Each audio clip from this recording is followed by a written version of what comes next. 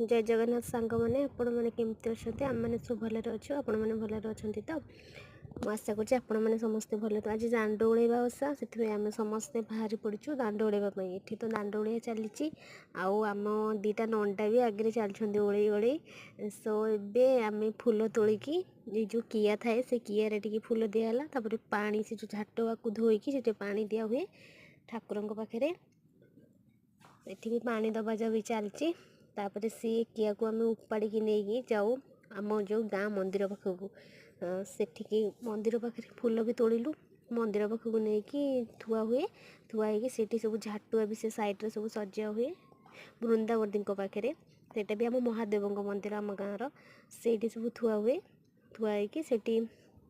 size की थुआ सरला समस्ते चिता भी पड़े